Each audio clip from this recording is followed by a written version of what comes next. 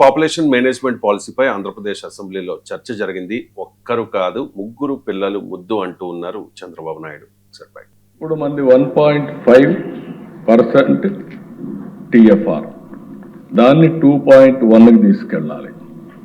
Challenge అంతా economy అభివృద్ధి అవుతా ఉంది.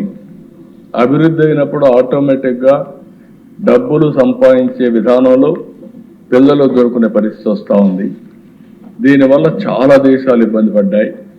అందుకే ఒక నూతనమైన విధానం కోసం ఈరోజు మేము ఆలోచించేది, ఈ రెండో బిడ్డ కానీ చైల్డ్ కానీ 2 కంటే అబౌవ్ ఎంతమంది వాళ్ళు ఇచ్చేస్తే డెలివరీ సమయంలోనే 25,000 రూపాయలు ఆ పేరెంట్స్కి డబ్బులు ఇస్తామని చెప్తామని. ఇది ఒక పెద్ద గేమ్ చేంజర్గా తయారవుతుంది. దీన్ని మనం చేయగలిగితే చాలా వరకు ఉపయోగపడుతుంది. ఇంకొక పక్కన ఇది కాకుండా మీరందరూ ఆలోచించినప్పుడు ఎవరైతే గవర్నమెంట్లో పనిచేసే వాళ్ళందరికీ భార్య భర్త ఈక్వల్ పేరెంటింగ్ అది చేయాలనుకున్నప్పుడు మగవాళ్ళకు కూడా రెండో బిడ్డ అయితే 1 నెల అదనంగా పేరెంటింగ్ కోసం లీవ్ గ్రాంట్ చేస్తాం. అదే మరి రెండో బిడ్డ కన్నా 3వ బిడ్డ అయితే అనదర్గా 1 మంత్ 2 నెలలు ఇస్తాం. అంటే 1 ఇయర్ ఉండేది 1 మంత్ ఎక్కువగా ఇచ్చి దీనికి ప్రోత్సహిస్తామని చెప్పి కూడా నేను మీకు తెలియజేస్తున్నా. ఇది ఓవరాల్గా మీరు ఇప్పుడు మంది రైట్ సార్. అంటే population management policy game changer అంటూ ఉన్నారు చంద్రు. పాపులేషన్ మేనేజ్మెంట్ పాలసీ కాదు, 25,000 ఇవ్వడం గేమ్ చేంజర్ అంటున్నారు. ఇప్పుడు 25,000 ఇస్తే 3వ బిడ్డను బాగా చదివించి పెద్ద చేసి ఉద్యమంలో వేయగలుగుతారా? సో విచిత్రంగా ఉంది. ఇప్పుడు ఉచితాలతో పిల్లలు కనిపిస్తే ఎట్లా, సబ్సిడీలతో పిల్లలు కనిపిస్తే ఎట్లా, పారితోషికాలతో పిల్లలు కనిపిస్తే ఎట్లా నిజంగా అర్థం కాని అంశం. ఇంకో పాయింట్ యాడ్ చేస్తాను సార్. 18 ఏళ్ల వరకు ఉచిత విద్య, 3 అంతకంటే ఎక్కువ మందిని కనే ఉద్యోగులకు ప్రత్యేక సెలవులు. ఇవన్నీ ఫ్రీబీస్ కదా, రాయితీలతో, సబ్సిడీలతో, ఉచితాలతో, పారితోషికాలతో, బహుమానాలతో పిల్లలు కనిపించడం కాదు. మీరు ఒకటి చంద్రబాబు నాయుడు చెప్తున్న ప్రిన్సిపల్ కరెక్ట్. ప్రిన్సిపల్ ఏంటి? ఇప్పుడు ఆంధ్రప్రదేశ్లో టోటల్ ఫర్టిలిటీ రేట్ TFR అంటారు, సంతాన సాఫల్య రేట్ అంటారు. TFR అంటే ఏంటంటే ఒక దంపతులు సగటున ఎంతమంది పిల్లలు కనగలరు అని. అంటే ఇప్పుడు ఆంధ్రప్రదేశ్లో ఒక భార్యాభర్తలు సగటున 1.5 చిల్డ్రన్ కనగలుగుతారు. అంటే మీరు అనొచ్చు 0.5 చిల్డ్రన్ ఎట్లా కలుగుతారు అంటే ఎవరేజ్ అది. అంటే ఇప్పుడు 2 ఫ్యామిలీస్ ఉన్నాయనుకోండి, 2 కపుల్స్ ఉంటే 3 పిల్లలు కంటారు, అది ఎవరేజ్. అంటే ఇది 2.1%. ఇప్పుడు చంద్రబాబు నాయుడు అన్నది ఉన్న చూడు 2.1కు తీసుకెళ్ళాలి. ఎందుకు 2.1 తీసుకోవాలంటే that is called population replacement level అంటారు. అంటే డెత్ రేటు బర్త్ రేట్ అప్పుడు ఈక్వల్ అయ్యి కనీసం పాపులేషన్ స్టెబిలైజ్ అవుతుంది. అంటే మీకు పాపులేషన్ స్టెబిలైజేషన్ కావాల్సిన జనాభా రిప్లేస్మెంట్ రేట్ అంటారు దాన్ని. 2.1 ఉంటే చనిపోయే వాళ్ళు పుట్టే వాళ్ళు ఈక్వల్ అయ్యే వరకు జనాభా తగ్గదు. సో ఈ థియరీ కరెక్ట్, దాంట్లో ఏమీ డిస్ప్యూట్ లేదు. ఎందుకంటే 1.5కు TFR పడిపోవడం వల్ల ఆంధ్రప్రదేశ్లో జనాభా తగ్గుతూ ఉంటుంది. తగ్గడం కూడా ఏంటి, మరోవైపు ఆరోగ్య పరిస్థితులు, ఆర్థిక పరిస్థితులు మెరుగా ఎక్కువ కాలం బతుకుతున్నారు. ఇప్పుడు ఒకప్పట్లాగా లేదు, ఇప్పుడు హెల్త్ మెడికల్ ట్రీట్మెంట్లు పెరిగాయి కదా. సో లాంగివిటీ ఏమో పెరుగుతుంది, మార్టాలిటీ తగ్గుతోంది, మార్బిడిటీ పెరుగుతుంది. సో అందువల్ల మీకు ఎక్కువ మంది వృద్ధులు సమాజంలో పెరుగుతూ ఉంటారు, పిల్లలు పుట్టడం తగ్గుతుంది, సగటు జీవితకాలం పెరుగుతుంది. ఏంటి దాని ఇంపాక్ట్? ఇమీడియట్ ఇంపాక్ట్ ఏమవుతుందంటే పనిచేసే వారి సంఖ్య తగ్గుతుంది, ఆధారపడే వారి సంఖ్య పెరుగుతుంది, డిపెండెంట్ పాపులేషన్ ఏమో పెరుగుతుంది, ఎర్నింగ్ పాపులేషన్ ఏమో తగ్గుతుంది. ఇది చాలా సింపుల్. ఒక కుటుంబంలో డిపెండెంట్ పాపులేషన్ ఎంతున్నారు, ఎర్నింగ్ పాపులేషన్ ఎంతున్నారు అన్న దానిపైన ఆ కుటుంబ ఆర్థిక పరిస్థితి ఆధారపడుతుంది. ఇప్పుడు ఉదాహరణకు ఒక కుటుంబంలో తాత, నానమ్మ, తండ్రి, కొడుకు. తాతకు 90 ఏళ్ళు, నానమ్మకు 85 ఏళ్ళు, తండ్రికి 60 ఏళ్ళు, తల్లికి 55 ఏళ్ళు. తండ్రి రిటైర్మెంట్ అయ్యాడు. ఇక వాళ్ళ పిల్లలకు 40 ఏళ్ళు, 35 ఏళ్ళు. వాళ్ళకి మళ్ళీ పిల్లలు ఉంటారు, 4వ జనరేషన్, వాళ్ళకు 10 ఏళ్ళు. అంటే వీళ్ళ పిల్లల ఖర్చులు ఉంటాయి, తల్లుల ఖర్చులు ఉంటాయి, తాతల ఖర్చులు ఉంటాయి. అంటే ఎర్నింగ్ పాపులేషన్ ఏమో ఆ ఇంట్లో ఒక్కరే, ఒక్కరో లేదా భార్య కూడా పనిచేసి ఇద్దరు. కానీ డిపెండెంట్ పాపులేషన్ ఏమో వీళ్ళ పిల్లలు తల్లిదండ్రులు తాత నాన్నమ్మలు కూడా. అందువల్ల ఆ ఎకానమీ కష్టమవుతుంది కనుక ఎప్పుడు కూడా సమాజంలో కానీ కుటుంబంలో కానీ ఎర్నింగ్ పాపులేషన్ ఎక్కువ ఉండాలి. అందువల్ల చంద్రబాబు నాయుడు చెప్తున్న theory correct, diagnosis correct, prescription wrong అంట. నేను ఎందుకంటే ప్రిస్క్రిప్షన్ ఏమంటున్నాడు, 25,000 ఇస్తా మూడో బిడ్డ కనండి అన్నాడు. అంటే అది కూడా డెలివరీ సమయంలో 25,000 ఇస్తాం. ఏం 25,000తో ఆ బిడ్డను ఎన్నెళ్ళు పెంచుతాడు?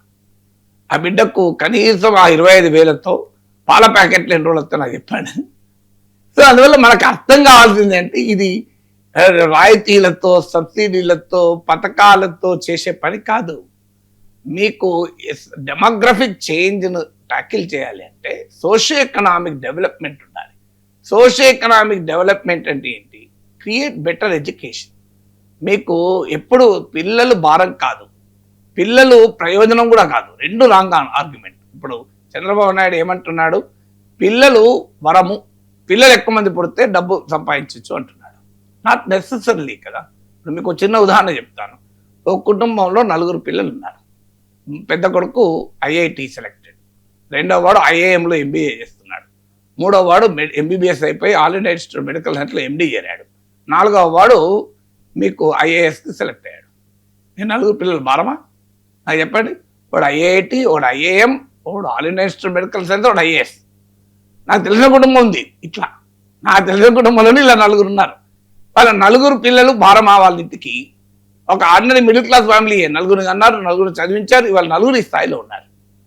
సో మీకు రెండో కుటుంబం ఉంటుంది, ఒకడే బిడ్డ, వాడు 10వ తరగతి ఫెయిల్డ్, వాళ్ళు కూడా మిడిల్ క్లాస్ ఫ్యామిలీ, వాళ్ళకి ఏ ఉద్యోగం లేదు. ఏంటి పరిస్థితి? అంటే ఇప్పుడు చంద్రబాబు నాయుడు సిద్ధాంతం ప్రకారం 4 ఉన్నారు కనుక వీరు ఎకనామిక్గా బాగున్నారు, ఒకరున్నారు కనుక బాగలేరు. కరెక్ట్. నేను రివర్స్ చెప్తా. ఈ 4 అలాగే ఉన్నారు. ఇంకో పేదవాడికి 4 బిడ్డలు ఉన్నారు. మొదటి వాడు 10th ఫెయిల్డ్, రెండో వాడు ఐటీఐ చేశాడు, జాబ్ లేదు, మూడో వాడు ఇంజనీరింగ్ చేశాడు, జాబ్ లేదు, నాలుగో వాడు డిగ్రీ చేశాడు, జాబ్ లేదు. కానీ ఇంకో కుటుంబానికి ఒక్కడే బిడ్డ ఉన్నారు, ఇద్దరే బిడ్డలు ఉన్నారు. ఇద్దరు వాడు ఐఐటి ఒకరు మెడిసిన్. ఇప్పుడు ఏ కుటుంబం హాయిగా ఉంది? 2 పిల్లలు ఉన్న కుటుంబం హాయిగా ఉందా? 4 పిల్లలు ఉన్న కుటుంబం హాయిగా ఉందా? సో అందువల్ల 2 ఉదాహరణలు మీకు చెప్పాను, 2 కేస్ స్టడీస్. 2 పిల్లల కుటుంబం హాయిగా ఉంటుందా, 4 పిల్లల కుటుంబం హాయిగా ఉంటుందా అనేది చంద్రబాబు నాయుడు ప్రభుత్వం ఇచ్చే 25,000 మీద ఆధారపడి ఉండదు. చంద్రబాబు నాయుడు ఇచ్చే 1 month పెటర్నిటీ లీవ్ పైన ఆధారపడి ఉండదు.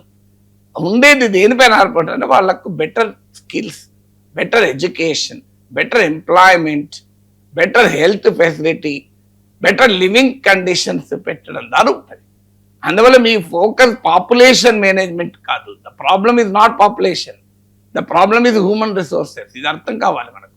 ప్రభుత్వాలకు అర్థం కావాల్సింది జనాభా చుట్టూ తిరగడం కాదు, జనాభా సమస్య కాదు, జనాభా పరిష్కారం కాదు.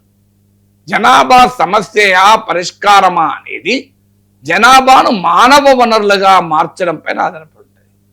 సో జనాభాను మానవ వనరులుగా మార్చడం అనేది ఆలోచించాలి. దీన్ని హ్యూమన్ రిసోర్సెస్ మేనేజ్మెంట్ పాలసీగా ఉండాలి, పాపులేషన్ మేనేజ్మెంట్ కాదు. ఎందుకంటే the knowledge based global societies అనే నివేదికలో వరల్డ్ బ్యాంక్ అంటది, economies are not merely built by the physical and natural resources. Economies in the knowledge-based global societies are increasingly built on human resources. Knowledge is the bedrock of development. ఇది goal ఒకటండి, knowledge based global society world development report world bank అంటే వస్తుంది చెప్పే. అంటే ఏంటి? ఆర్థిక వ్యవస్థలు భౌతిక సంపద సహజ వనరులపైనే ఆధారపడి ఉండడం లేదు. విజ్ఞాన ఆధారిత విశ్వ సమాజంగా మారుతున్న నేటి ప్రపంచంలో ఆర్థిక వ్యవస్థలు మానవ వనరులపై ఆధారపడి ఉంటుంది. విజ్ఞానమే అభివృద్ధికి మూలము అని చెప్పారు. So what you have to do, human resources create చేయాలి. ఎంతమంది పిల్లలు కన్నారు కాదు, మీకు 25,000 ఇస్తా మీరు మూడో బిడ్డ కానండి అంటే ఇది ప్రోజగా కాళ్ళు పాపం అంటారు. 25,000 ఆశపడి మూడో బిడ్డ కంటాం, మళ్ళీ ఒక 50,000 ఇస్తా 4వ బిడ్డ కానండి, ఇంకో 75,000 ఇస్తా 5వ బిడ్డ కానండి, 1,00,000 ఇస్తా 6వ బిడ్డ కానండి. ఏంటి బిడ్డలు కన్నా మిషన్ల తల్లులు? ఆశ్చర్యంగా ఉంది. గవర్నమెంట్ పాలసీలో ప్రోత్సాహకాలు ఇస్తారు అంటే మరి 10 మంది బిడ్డలు కానండి 2 లక్షలు ఇస్తారు. ఏం బిడ్డలు కన్నా మిషన్లో ఇదేమన్నా భార్యాభర్తలేదు. 25,000 ఇచ్చి పిల్లలు కనిపించింది ఏంటండి? రేపు 50,000 ఇస్తే 4వ బిడ్డ కానండి. అసలు పిల్లల జీవితాలు మారుస్తా పిల్లలు కానండి. మీ బిడ్డలకు మంచి ఉద్యోగాలు ఇచ్చే బాధ్యత నాది, మీరు పిల్లలు కానండి అనాలి చీఫ్ మినిస్టర్. కానీ మీకు 25,000 ఇస్తే పిల్లలు కానండి, 25,000 ఇస్తా పిల్లలు కానండి, మూడో బిడ్డ కానండి అంటే ఒక నినాదమే ప్రభుత్వ నినాదమే గేమ్ చేంజర్. ఇదైతే ఎట్లా 25,000 ఇస్తే మూడో బిడ్డ కనడమే గేమ్ చేంజర్ కాదు. ఆ మూడో బిడ్డ ప్రయోజకుడు కావాలి, చదువు రావాలి, నైపుణ్యం రావాలి, ఉద్యోగం రావాలి. అది కదా కావాల్సింది. 25,000 ఇస్తే గేమ్ చేంజర్ ఎట్లవుతుందో నాకు ఇప్పటికీ అర్థం కాలే.